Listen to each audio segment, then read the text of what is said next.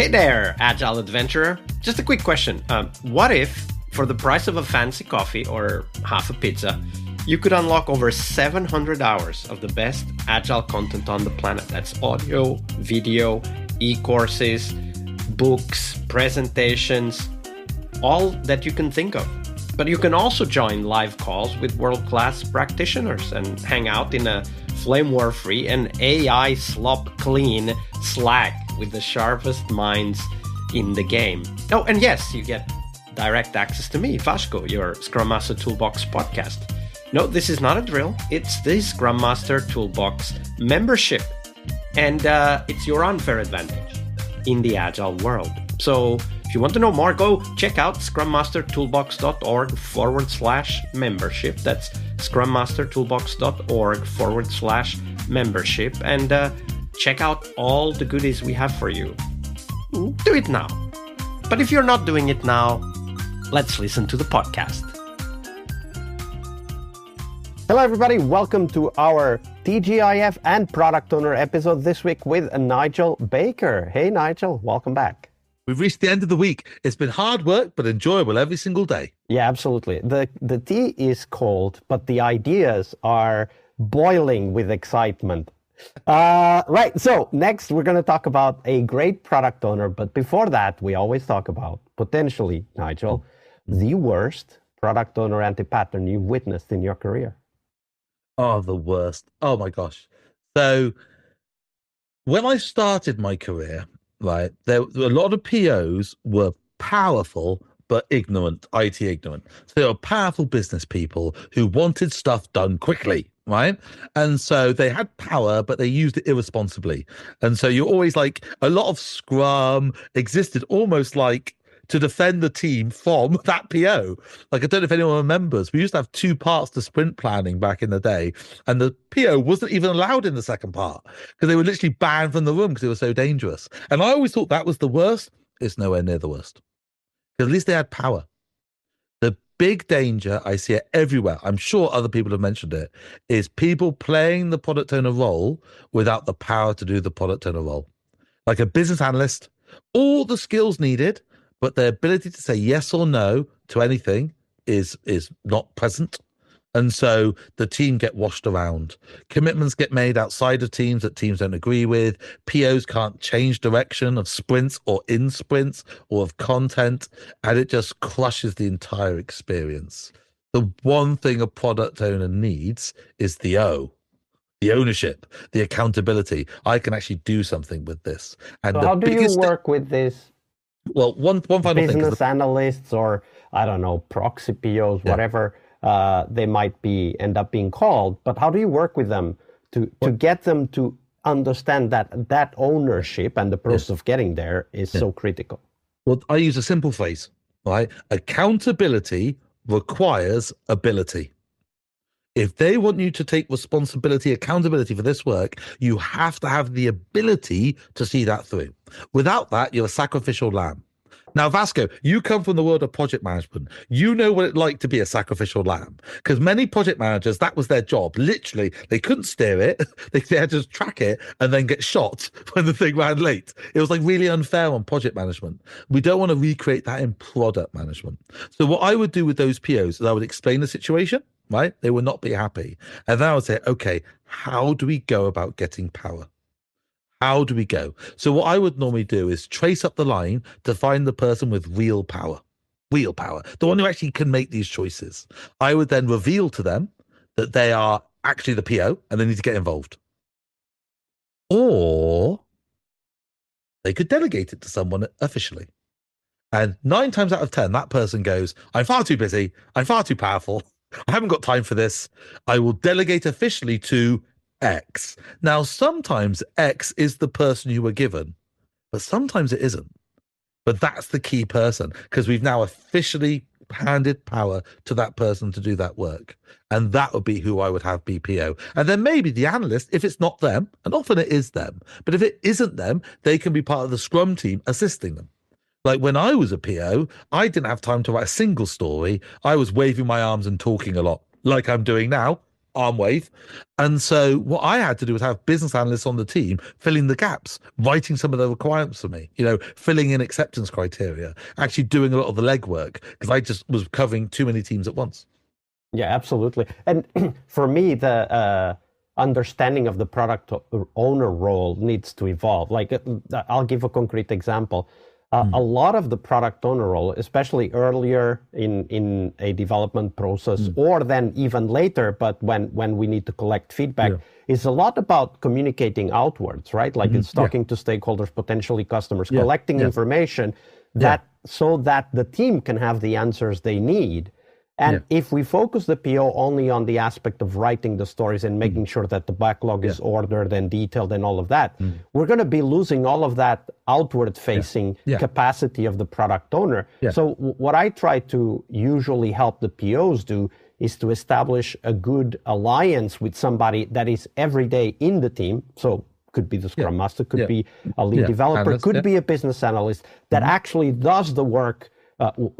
We lovingly call that role the product backlog secretary, because somebody needs to make sure the backlog is in order, but that isn't always the product owner, because the product owner might not even have the natural inclination to do that work.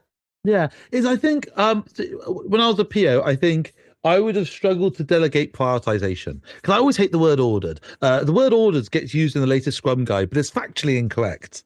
I know why they changed the word to order. They changed it because some of the Scrum guides didn't translate correctly into foreign languages with the word prioritized. It looked like it meant most valuable first, when in fact prioritized in the English dictionary means most important first. So actually, backlogs are prioritized. They're not ordered. So the actual guide's incorrect. But doing that ordering, that prioritization of most important, I feel is a really key thing for a PO. Actually, the actual writing of the item, the creating of that item can be done by anyone, as you said, Scrum Master, team, the whole team, a BA, anyone can do that work. But you're right. Product owners have an inward and outward focus, right? And too much of the education's on the inward because too much of the outward is so variable, because it's so context dependent in the business, right? That outward facing work, it could be anything. If you're in a startup, it's meeting venture capitalists. Like if you're in a big enterprise, that could be, I don't know, working all your security stakeholders. There's a whole load of work there, but they need to have space and time to do that work. And I think, if you're right, if you don't empower the team sufficiently to help support all the Scrum process, all the backlog, then you're in trouble. But the big problem is, of course, businesses are expecting more from their POs, not less. So they're expecting POs to be Scrum Masters now as well. They're expecting them to do all the backlog and facilitate all the meetings and fill in. And this is just 2 or 3 jobs for one pay packet, which for me is a pretty bad return on investment for the person doing the work. Yeah, absolutely. Now, there are, however, some cases of amazing product owners. Sometimes they look like jugglers, they feel like magicians, diplomats, all kinds of skins they can wear. But for you, Nigel, what did the best product owner you've ever worked with work like? The best product owner I work with, this way gets interesting because I work with so many, right? And I've liked a few of them for a few different reasons. Like I worked with one CTO, right? And he was, at the time, I fundamentally disagreed with how he approached, right? But he basically approached the entire organization like it was a product, right? Had product thinking of the thing as a whole, rather than as being like a business unit or a collection. He thought of it like a product, thought of it in terms of inputs, outputs, thought of it in terms of direction. And he had a very Alexander the Great approach, which was cutting the Gordian knot. He said, this thing's so Byzantine, it's so complex, it's so ridiculous how this organization is organized, right? There is no way to like empirically pull it apart. And so he just did the novel approach of smashing it on the floor. I disagreed with it then, massively. Looking back now, I'm thinking, that was actually interesting. That was, I shouldn't have been so quick to judge, because it needed a big impact to get anything moving. But the best POs I've seen have been more of that startup mentality, where they're running experiments, they're learning, they have a vision, but the vision is for like not for an end solution, but for an end world. So I'm thinking of one guy in particular, right? He had an idea of where he was going with his product, right? And what he, I don't know if I want to say what the product was, but I'm trying to say it in a way that doesn't give away the product. He had an idea of what the outcomes he had to achieve with that product, right? And then the solution itself, though he had strong beliefs about it, he was incredibly open-minded to feedback from the engineering teams. Most of the innovation of that product came out of his engineering teams, plural, not singular, we could do this, we could do this. What about this? And he was like, yes, that's interesting. That's interesting. Let's bring that into this thing. And it did pivot the product along the way. Right? Not like a major market shifting pivot. It wasn't like something heroic, oh my God, the world's changed pivot, but it was more that clever pivot of a captain sailing a boat through stormy waters, knowing when to tack, when to turn, when to smoothly slide this thing. Look, maybe here's another example. I don't know anything about skiing, so forgive my ignorance, but like a slalom skier, smoothly going from post to post, making the way down, making it look, not effortless, but making it look natural, right? This sort of smooth learning, absorbing and taking things in and smoothly heading down the track. Because that level of smoothness gave the engineers great peace of mind. They felt, he knows what he's doing. He knows that he's not gonna get swept around here. He knows what he's doing. So when things did that change, ability he felt to good build with it. trust in the direction is so important, because you need people to actually then pull it off. And if they don't trust the direction, they're not going to pull it off, because they're going to second guess themselves and all kinds of anti-patterns. And it's the great example of leadership. He didn't tell people he didn't say things like, hey, trust me, which is always the worst thing to say. You can trust me, spoiler alert. But through his actions and behaviors, right, he led almost like in a servant leadership way. He didn't make a big fuss about being the big thing, but he led by showing the right behaviors. He led by not even showing the right behavior, showing new, cool, interesting behaviors that allowed everyone to go with him. Right.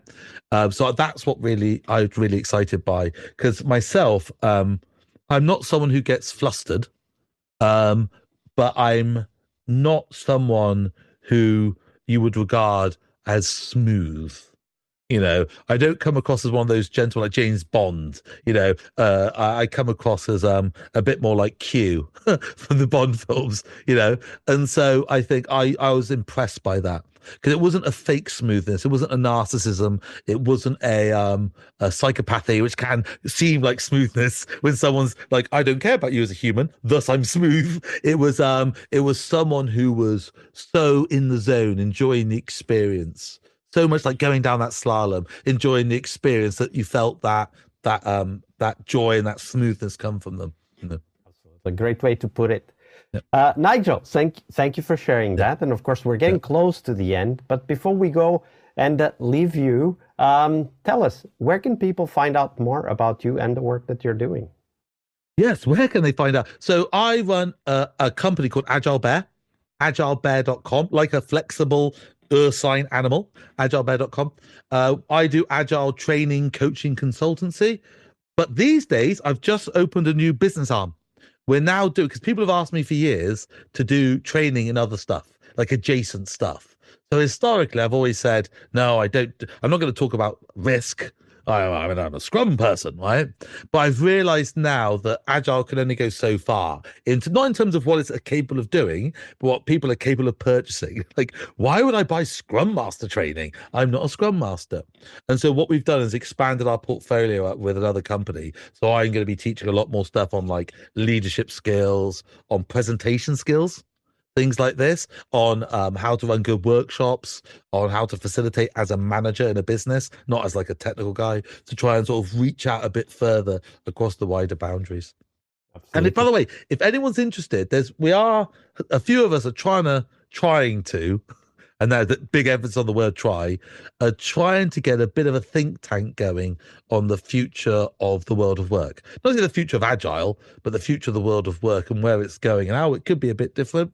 I don't think generally in our industry there is anywhere near enough, I hate the word thought leadership, but new ideas. There's lots of people reading old books and repeating other people's stuff, And I would love us to do a bit more innovative thinking on new ways of working. So we called it the new agile think tank, I think, or maybe the new think tank. I don't know what's going to come of it and when it's going to come, but we are, and there's going to be no money involved, sorry. But I would love to talk to anyone who's interested in that, in getting involved in thinking about new ways of thinking, because I think that needs to happen. Because if we don't do that, we're going to all end up pre-Scrum, pre-everything, and you'll end up being a resource manager in a very big, miserable AI-driven company. Hey, our CFO is Skynet. Great, that's wonderful. Or even worse, because there are worse things than AI.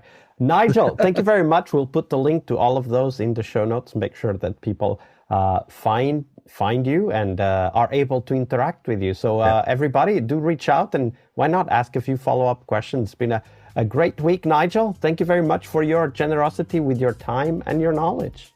Thank you. It's been great fun, and I've really enjoyed it. Hope to see you again soon. Bye, everyone. All right, I hope you liked this episode. But before you hit next episode, here's the deal. This podcast is powered by people like you, the members who wanted more than just inspiration. They wanted real tools and real connection to people who are practicing Agile every day. We're talking access to over 700 hours of Agile Gold, CTO level strategy talks, summit keynotes, live workshops, e-courses, deep dive interviews, books, and if you're into No Estimates, we got the pioneers of No Estimates in those deep dive interviews as well. Agile business intelligence, creating product visions, coaching your product owner courses, you name it. You'll get invites to monthly live Q&As with Agile pioneers and practitioners, plus a private Slack community, which is free of all of that AI slop you see everywhere, and of course, without the flame wars. It's a community of practitioners that want to learn and thrive together. It's the best place to connect with community and learn together. So if this podcast has helped you before, imagine what you will get from this podcast membership. So head on over to scrummastertoolbox.org/membership and join the community that's shaping the future of Agile. And we have so much for you. So check out all the details at scrummastertoolbox.org/membership, because listening is great, it's important, but doing it together, that's next level. I'll see you in the community Slack. We really hope you liked our show. And if you did, why not rate this podcast on Stitcher or iTunes? Share this podcast and let other Scrum Masters know about this valuable resource for their work. Remember that sharing is caring.